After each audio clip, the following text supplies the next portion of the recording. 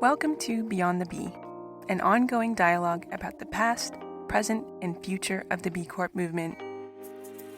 Co-hosts Emmy Allison and Ryan Honeyman facilitate an open and honest conversation about the B Corp movement, advise companies on how to increase their impact, and provide a deep dive into the new B Corp standards that are shaping our community.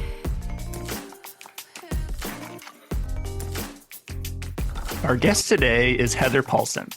Heather has honed her project management and organizational change management skills to provide the guidance, strategy, and implementation support clients need to achieve B Corp and zero waste certifications, and implement initiatives to reduce their carbon footprint, engage employees and suppliers, and ensure that businesses serve all stakeholders, not just shareholders.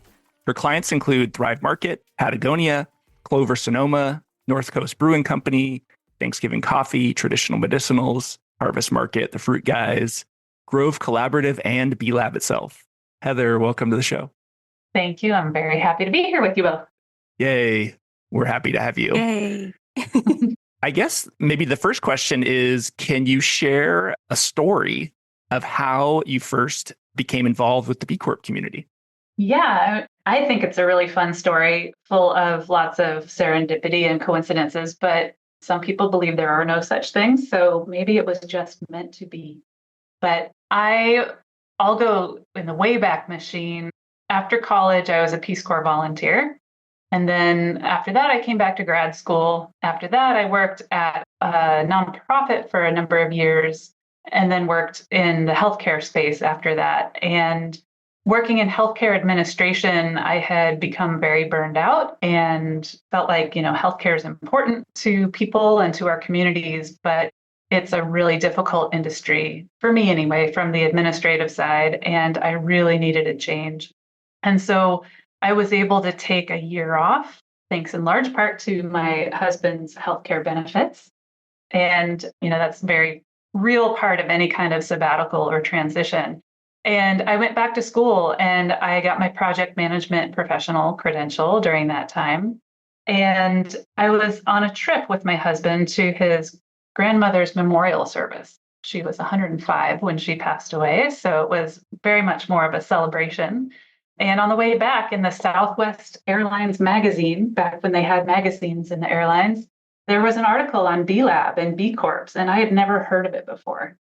And I was so excited because it took my Peace Corps idealism and my nonprofit do-goodiness and the business savvy from the healthcare administration side and put it all into one place where you actually get to make a living while you're doing stuff that you're passionate about. And I was so excited about that. I thought this is like, the marriage of all these things just coming together so perfectly. And 2 days later, on Thursday, when I went to my Rotary Club that I was a part of, a local business leader asked me if I could stay after. Now that I'm a project manager, he said, I'd like your help. I have this project on my desk. It's been there for more than a year. We're getting nowhere with it because we're too busy with our day-to-day stuff. I want my company to be a B Corp. And I literally started jumping up and down. And I was like, oh my gosh, I totally want to do this. I am so in. He's like, you've heard of it? I'm like, 2 days ago, man, I read this article and it's a thing. So the following Monday, we had a contract. So that's how my consulting career got started way sooner than I thought I'd be ready for it. He and his business were my first client. And he introduced me to two other local businesses, that was Harvest Market, by the way. And then he introduced me to two other local businesses, North Coast Brewing Company and Thanksgiving Coffee, who also have always operated very ethically and environmentally responsibly and all this stuff. And he said, hey, this B Corp thing is a thing. And if you guys want to become a B Corp anytime soon, hire her because it takes forever otherwise. And eventually they both did. So those were my first three clients, all local in the small community where I live. And it's just grown from there. That was 10 years ago. Wow. That's such a great story. I've known you for 10 years and I've never heard that story. Well, it just really felt like the universe kept putting the next step right in front of my path and like daring me to say no. And I'm like, no way, I'm in. So it's just really evolved and unfolded in the most like miraculous feeling way. It's really been rewarding in so many ways. Yeah, This is the stars fully aligned there, which is It awesome. really feels like it. Yeah. I'm so lucky. this is like a maybe an one fractal nerdiness down, but what is the PMP certification and how does it sort of like help with the B Corp process? I'm kind of curious. Yeah, that's a great question. I'll back up a little bit and lead into how I came to take that course and get that certification. Back when I worked in healthcare administration, as an example, we were going to be converting our paper medical records to an electronic healthcare system. And that is a massive project in a multi specialty clinic, like the setting where I worked. And so I was doing by default a lot of project management. Like there are so many pieces to changing everyone's workflow from top to bottom and how people record information, et cetera. Like it's the bear. And we got to hire a very small consulting firm to help us with that implementation. And they were professional project managers. And that opened my eyes like, whoa, there's a methodology. Like there are tools, there are ways to do things. That's really cool. And it felt like not only did they help me as the administrator at that clinic, like achieve this impossible project, they talked me off the ledge 1,000 times and made me believe that we could actually accomplish this big, hairy, impossible feeling task. And so when I left healthcare, that was my last project. I'm like, I have to finish this before I leave this workplace. And I felt like if the service that they provided to me, making the impossible possible, was something that I could pay forward to other busy managers, executives, leaders in the future, that would be a really good use of my time. And I feel like that's what we get to do in B Corp consulting is take this big complex project and really well-intentioned, smart leaders who can see where they want to go, but are so mired in the day-to-day stuff. We help make that possible. And that is super rewarding at the same time that we're helping make like actual substantive change in the world. So when I left the healthcare field, I was able to actually get a grant and go back to school. I went through the UC Berkeley University Extension Project Management certification course and got to learn all that methodology for managing complex projects and timelines and budgets and things I had done like shooting from the hip before, but actually like professionalizing that. So it's been very useful. Thank you. I was going to say, it probably comes really in handy quite a bit. It is a big project management project, B Corp certification. It sure is. And it actually, I think one of the biggest eye openers through that course was around contracting and writing agreements with clients so that it's very clear what's in scope and what's out of scope and who's responsible for what, and really setting mutual expectations right up front. And that's been extremely valuable over the last 10 years. Yeah, it's a huge part of it for sure. Yeah. And for the last 10 years, speaking of, how would you say that your work has evolved as a B consultant over the past 10 years? I would imagine that the PMP certification was quite helpful in a framework, but I would also imagine that you have deviated probably quite a bit in a number of ways. Yeah, I don't formally use a lot of project management tools. They're kind of in my head, but I don't actually use the Gantt charts or the spreadsheets or, like the various tools very often. Sometimes I do. So how the work has evolved, one of the other things that I love about it is the variety. So I worked with local companies to begin with. And as word of mouth spread and my client base grew, I've gotten to work with companies across all different industries, all different sizes and stages of growth. So from startup to like well-established multinational and most everything in between, it seems. So how my work has evolved is being able to sort of cross-pollinate from in between industries, I would say, is one of the more interesting aspects of it. And to continue to grow my own knowledge base. With every single client, there's a new aspect of the B impact assessment that comes up that I've never seen before, or new applications of these concepts in a different industry. And so it hasn't stopped being interesting to me. I haven't gotten bored yet. And so part of that is me having to continually learn and grow myself during that 10-year span of time. So that doesn't exactly answer how my work has evolved, but I'm sure it has. Yeah, I love that. It also makes me, I suppose, feel more like validated because I also feel like I learn new things with every single impact assessment. I thought it was just me as like being in my earlier years, but that's really great to hear. And yeah, I mean, really enjoy it as well. It's really cool to be able to dig deep into a specific area of a business, a specific impact area, a specific topic, and then be able to sort of apply that with a specific framework. That's pretty cool. Mm-hmm. I'm curious if there are any key milestones or achievements that stand out from your 10 years as a B consultant.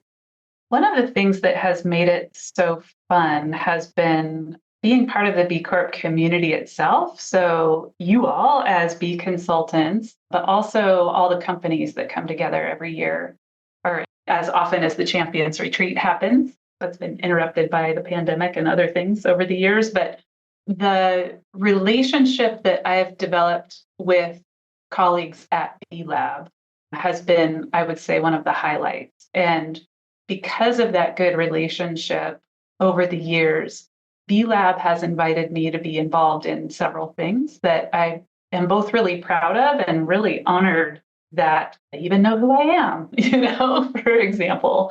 So in 2018, I and some colleagues that I collaborate with, we got hired to produce for B Lab the Large Enterprise Best Practices Guide to B Corp certification.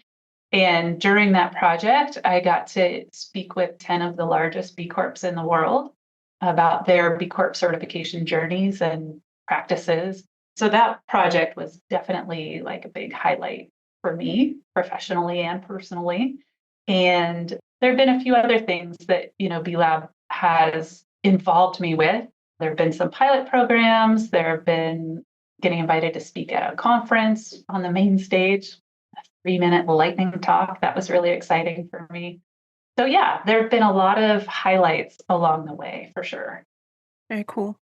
I appreciate your saying that you get to work with B Labbers. Like, there's some really cool B Labbers out there. And over the years, like, it's just such brilliant and smart people. And I'm obviously not trying to, like, curry favor or anything.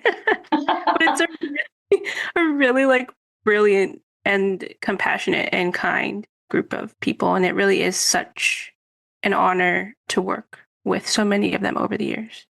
I totally agree with that. And one thing that resonated with me so much, I remember Jay Cohen-Gilbert, one of the co-founders years ago, we were chatting about something happening within the growth of the B Corp movement. And he made the comment, well, that's why we call ourselves a lab, because we are a work in progress. And I have always admired that about B Lab, their openness, transparency, willingness to grow and change and hear both the good and the negative commentary that people have, and maintain that focus on the systemic level change that I think we all agree, at least in this room, that is being called for right now. So Heather, how do you feel about whether the B Corp movement or B Corp certification is enough to really get us to the next economy or the next level of where we need to be? And how has your understanding of that shifted over the years? Yeah, really good question. And I used to think that B Corp would be the thing to get us there. And maybe it is the thing that has gotten us to this next stage of questioning. And so maybe the standards as originally envisioned and implemented has actually done its job to get us to this next round of questioning, because I no longer think that B Corp certification by itself is sufficient. What I've started to see over the last, 3 or 4 years is that B Corp standards are the best we have to create a really well-rounded, resilient business and responsible business. And that just simply having a responsible business is still leaving business leaders asking, okay, now what? Because this hasn't been the miracle pill.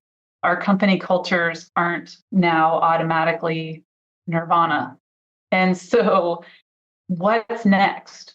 How do we continue to evolve and grow and build on what we have accomplished so far? I still see B Corp as a really solid, responsible business foundation. And at the same time, over the last 4+ years, I've gotten involved with the Carol Sanford Institute and her Change Agent Development Seed Community. I came across Carol's book at a conference, her book called The Regenerative Business. And in it, she talks about how using externally defined standards is antithetical to regenerative business. And that really kind of blew my mind. And I internally was very much protesting that and saying, yeah, but these B Corp standards are really great. And it made me really curious because also in that book, she talks about 30 common business practices that we all take for granted. I think we tend to take for granted because they're what is taught in business school, for example, and also reinforced through a lot of the standards in the B impact assessment. So employee reviews, incentive programs, bonuses, and the like, looking at externally imposed environmental metrics, for example. She takes these 30 common business practices and explains very articulately how they are disempowering to people and how they are in part responsible for the fact that 70+%, it's probably higher now, percent of our workforce is actively disengaged. And so that book made me really, really curious. And so I joined her Change Agent Development Seed Community, and over the years have really loved being part of that community and the way it challenges my thinking to really examine the source of my ideas, the source of my thinking, and to begin to learn to look at the world through a set of living systems frameworks that help me to order and organize my thinking and see where certain practices are sort of sitting in lower order paradigms. So they may not be bad, like B Corp, for example, is not bad, but from a living systems perspective, at least in this school of thought, it's incomplete. And so how do we become more complete in our thinking? And that's really been the benefit for me of being part of that change agent development community, is growing my own thinking and my own ability to see what the outcomes are likely to be from these practices that we are still encouraging through the B Corp assessment, for example, and getting a little uncomfortable with some of that. So I feel like I'm at a point of transition as I learn and grow in this area. And in May, I was able to go to the Be for Good Leaders Summit in Amsterdam, where the conversation was really about, like, there was a track there called B Corp and Beyond, or something similar to that. And I went really hoping to hear answers that someone else had already done the thinking and could give me answers to, what's next. And what I realized is I and we are right there at the leading edge of this conversation, and that no one has a best practice or an answer to give right now, that we are really in a moment of fast-paced and active evolution. And in the business world, that makes me really, really curious about where my own consulting is going to go next. That's so cool. Thank you for sharing. And when you talk about Carol Sanford's regenerative business design, there's a lot of overlap in how we talk about the next economy at Lift Economy, and then a lot of the information that is shared in the Next Economy MBA. And I think one of my favorite parts about how we at Lift Economy talk about the next economy versus where we are is that like it's a spectrum and everybody's on their own journey. And I do think some could be encouraged to maybe speed their journey along.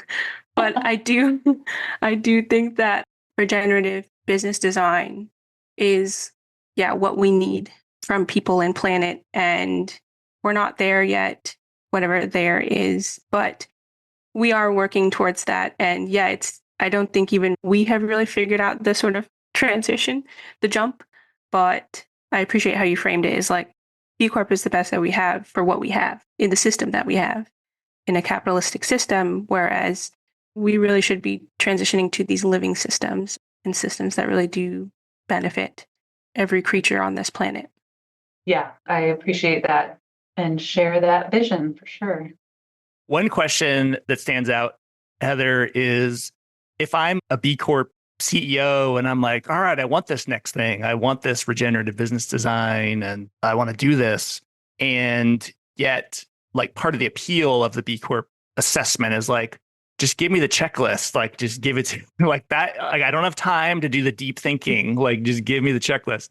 So how do you reconcile just like the day-to-day grinding of just the social entrepreneurs and basically the business world with some of the thoughtfulness to actually that would go into their regenerative business model and some of the living systems? Like, how do you see those in tension or reconciling potentially? That's like such a key question because I definitely have experienced that tension of, leaders saying, yeah, that sounds great. Go off and work with my team over there and tell them how to do it. And it's not something that can be told, and there is no checklist. Like, I think what needs to be understood by leaders who want to go in this direction is that it's really about changing our minds. Like the Einstein quote that we hear a lot, that we can't create something new and different with the same mind that got us to where we are now. I mean, not totally butchering the quote, but the idea is that if we're not willing to examine our thinking and begin to think differently, and that's not just thinking different thoughts, it's thinking differently, that we are not going to be able to operate in a different paradigm if we keep thinking from the same paradigm, right?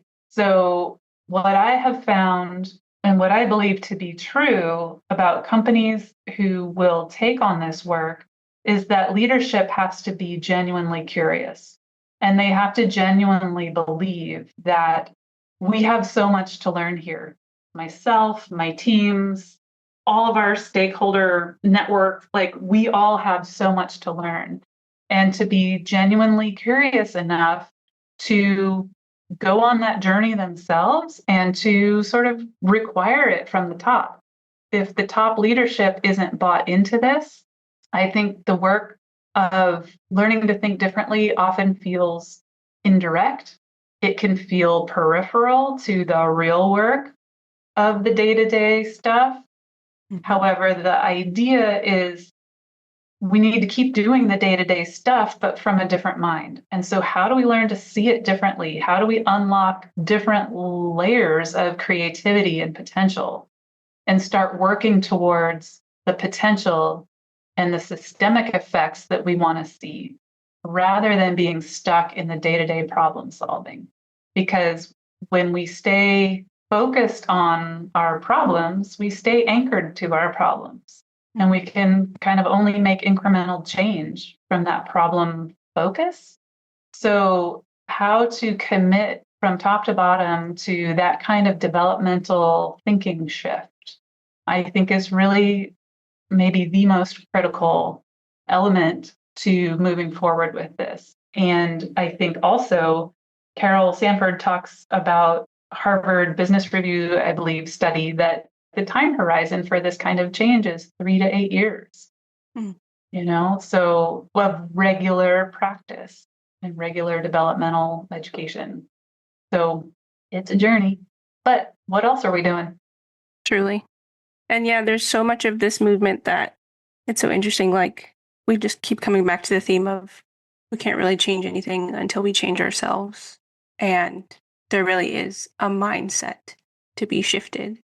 And I'm curious, I don't know if it's like an answerable question, but how can you tell when folks are ready to learn and like ready to change their minds? Are there like certain things that they're doing, the way they interact, the way that they're running their organizations? I'm curious if you see certain elements in folks that signal that they're ready.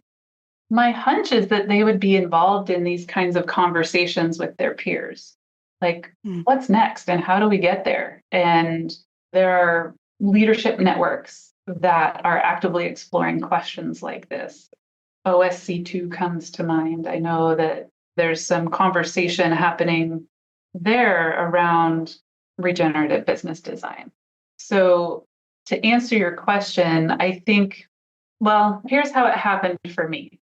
I was starting to feel a little restless with the status quo.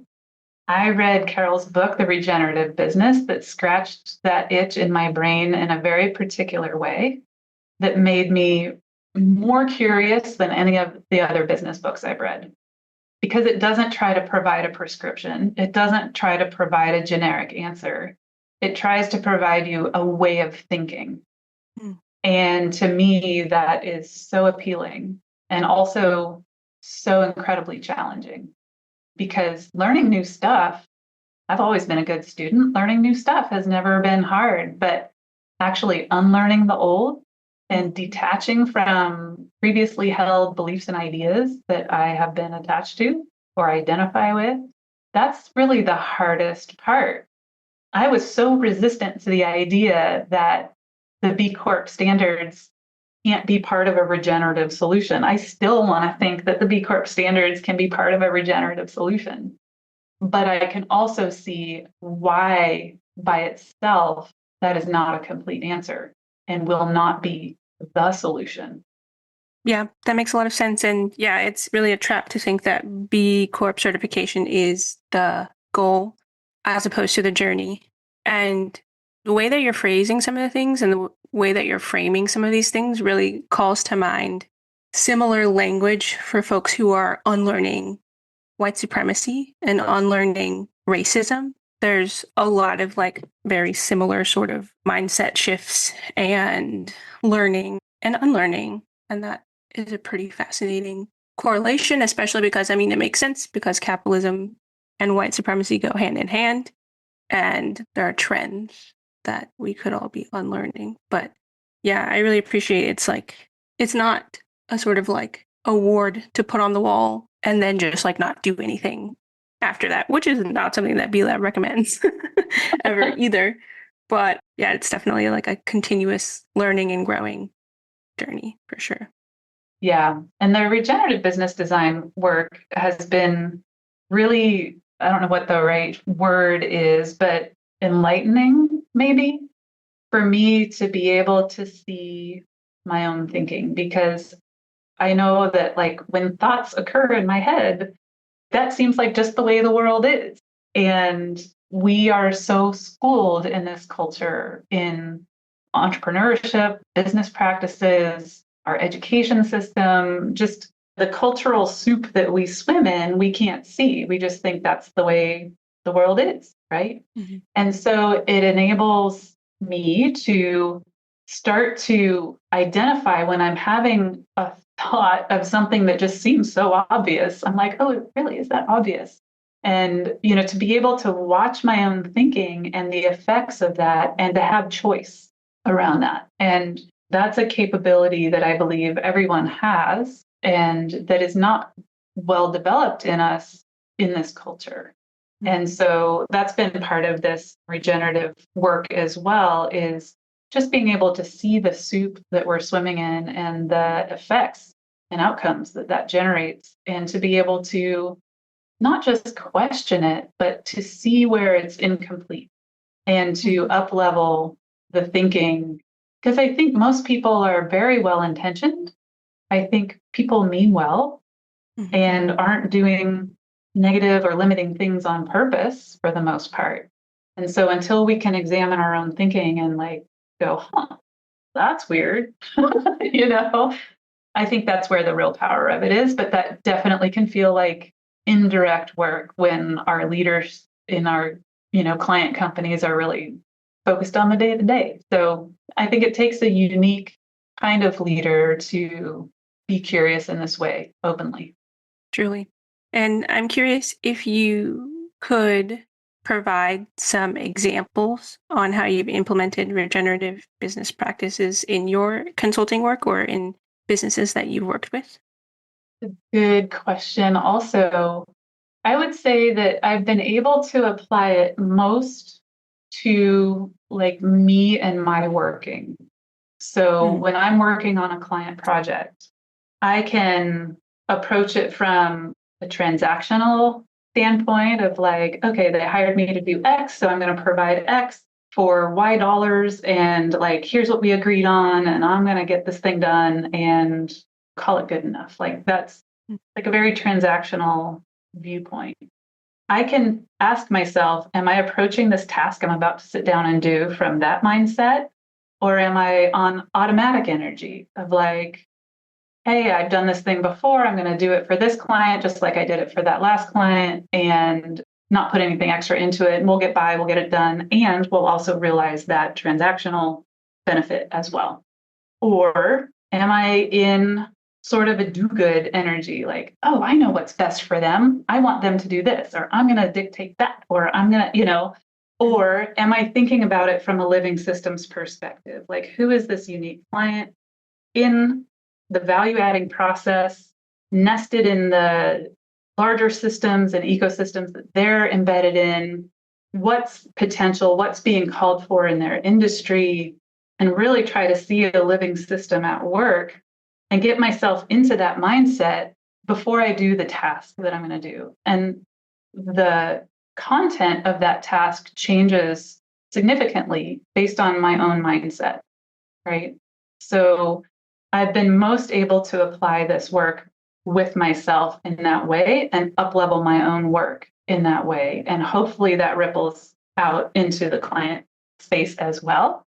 I've only been able to work explicitly long-term with a couple of clients regeneratively, like where we are talking about regenerative business design, and that is the intention of our work, versus most of my clients are still, B Corp is the foot in the door, and that's the basis of our work. And I can try to sneak some regenerative stuff in there, but that's not totally in integrity with the regenerative business design philosophy, So with the clients that I've been able to work explicitly in this regenerative design approach, it's been fascinating to see the up-leveling of trust among their teams, openness, ability to have difficult conversations constructively towards the global imperatives that they have identified within their industry, consistent with their corporate direction that's based on their founding essence and the global imperatives and what's happening in the larger systems that they're nested in.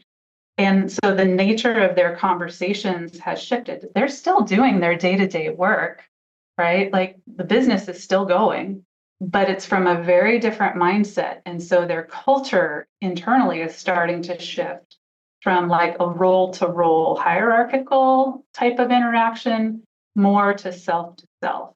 And building individuals' thinking capability to think from potential and effects rather than from a problem-solving perspective. So it's fascinating to see how this kind of indirect work is now manifesting itself in their day-to-day work and the very real impact on their employees' lives, being able to bring their whole selves and their creativity. It just unlocks so much inspiration, I think, to be able to see the world from a different lens. Truly. That's so cool. Yeah. Thanks for sharing, Heather. I'm also interested in your thoughts on for folks who are listening to this, who are, this is the B Corp Nerds podcast, right? What would you say to them in terms of like, how can folks who are listening, whether they're fellow B consultants or CEOs of B Corps or folks who are involved in the B Corp world, how can they start to like, what are some questions or ways they can start to like percolate with some of these ideas? Like, do you have any other ways that you recommend companies or or folks start to grapple with some of them? Or what would you say for folks maybe who are interested in learning more into this space? Well, right off the top of my head, I can point them to a couple more books by Carol Sanford. One is called No More Feedback, which really not just begins, it dives deep into looking at feedback as we conceive of it typically in our business settings and why this is dispiriting and kind of robs people of their personal agency. So that's a real eye-opening book, at least it was for me, that begins to challenge some of these commonly held notions that we have. And if they're curious about that, then there are avenues to reach out. There's other resources listed in there. And, Carol Sanford Institute has communities of thought that people can join. Another book of hers that I really enjoyed is called Indirect Work. And that's more on a personal level where it's structured, where each chapter talks about regenerative principles, I guess is one way to describe it. And between every chapter, there's an intermezzo where there are developmental questions, where the intention is that the reader get a journal and actually answer those questions and go through those it's not just thought exercises, but the exploration of their own thinking and begin to be able to realize some of the limitations in thinking that we have when we're limited to a lower order paradigm. So that's more of an engaging book where people can explore what it feels like to do this regenerative work and work on their own thought processes. Super helpful. I'll admit if I'm using my internal, as Emmy knows, I may have talked to you about it, internal family systems therapy, basically like there's parts of you and like there's a part of me that admittedly is very resonant with this. It's like, this is clearly the right way to go of like, we need to be evolving past what we're doing. And there's also this there's an angry sort of like stubborn part that's like, this is really confusing. Like, just tell me the answer. It's just like, I don't understand what to do. And it's like, I think that part is tapped into some of the grief around climate destruction, white supremacy, just all the challenges we're facing. And it's like, I want to do something. So maybe just being transparent with you, there's both like a resonance and like an angry frustration with like some of the regenerative ideas because it's not clear. It's not like linear. So yeah, I don't know if you've experienced that as well. I was going to say, I appreciate that. And yeah, it does feel really murky and muddy, and also in a world where we're taught how to think and like that's how our school systems work. And like, this is how you make progress, and this is how you get an A, and this is how you get a not A. Yeah, it feels like really nebulous and a little scary to like transition into something, a framework like that or a mindset like that.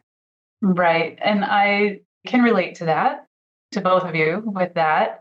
And also, I deeply believe that we can't solve for today's issues with the same mind that got us here. So it's imperative that each of us take responsibility for our own role and our own contribution that we can make.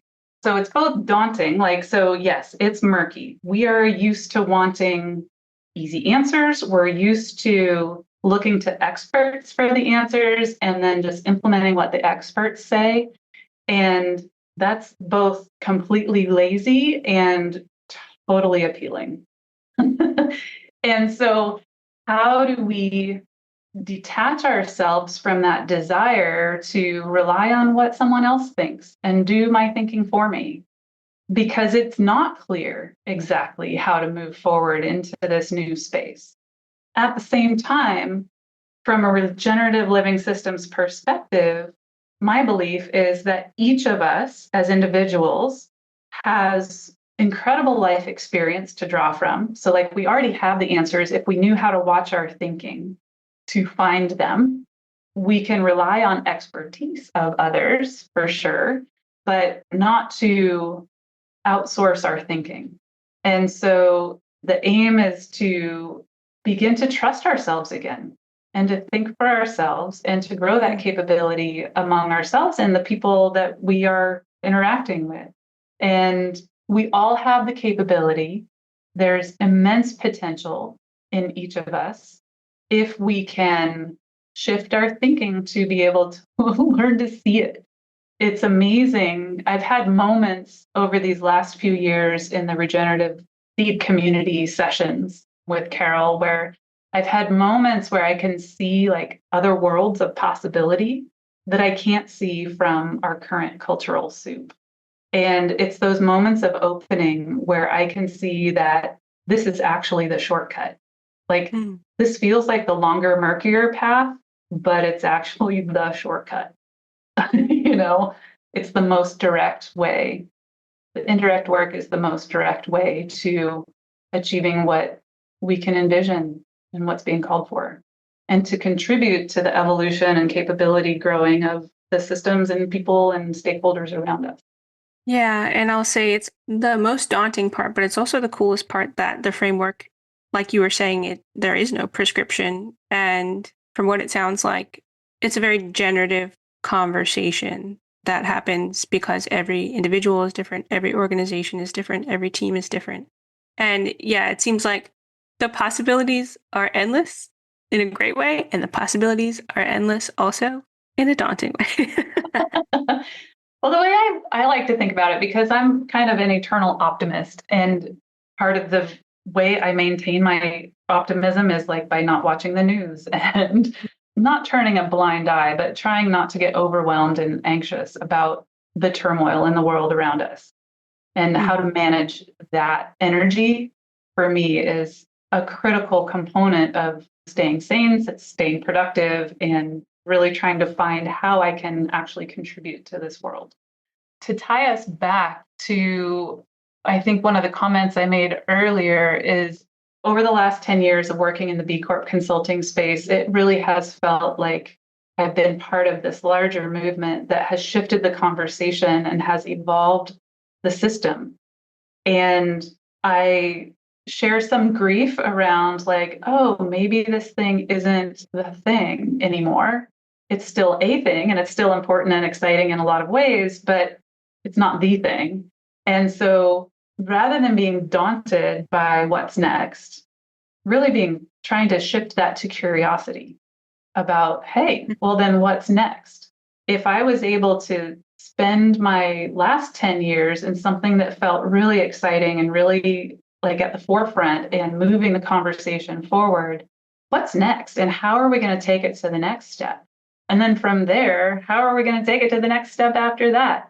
And then like the generations after us are going to continue. Like there's no end point. And I think that's pretty cool.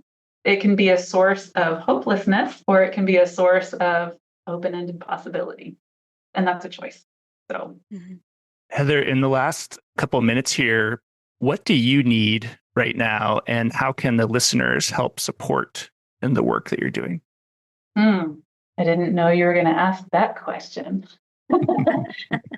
What I need, I think, is to, on a personal level, keep buckling down with the questions I have around regenerative business design. And so that's like work for me. What I need from the world is another business leader who's super curious about these questions, that we can kind of get in the sandbox and work through this stuff together and really try to bring this to life within a complex, real, living organization, and to see what unlocks and to see if there's quote unquote proof of concept here. But yeah, I need others to work with on this and to keep moving this into taking it beyond theoretical. And we need to make this stuff real. So let's do this. Love it. All right. If you're listening out there, you can work with Heather. She will rock your world on the business design. And where can folks learn more about your work, Heather? Well, I have a website, H Paulsen Consulting. It's very cleverly named. So that's one way. And so you can get in touch with me through my website. And I think my phone number is there as well. So I welcome this kind of conversation with anyone. Yeah. Love it. Amy, any last questions before we wrap? I don't think so. Yeah. It's been a pleasure getting to know your Southwest Airlines B Corp origin story. I was thinking it'd be funny if you learned about regenerative business in like a different airplane magazine, like Sky Mall. Sky Mall. It's not there yet, I don't think. Yeah, totally.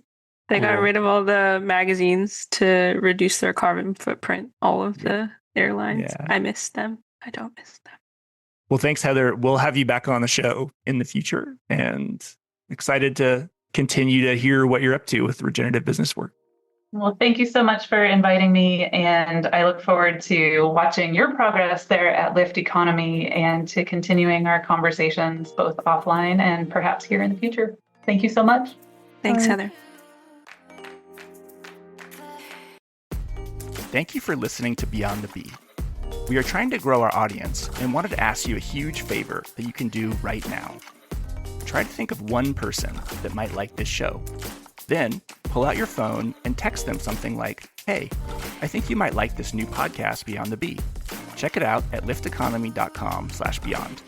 You can subscribe wherever you get your podcasts." Seriously, try to text someone right now. Pull out your phone. Then follow up with them to see how they liked it. This would be super helpful for us. We deeply appreciate your support.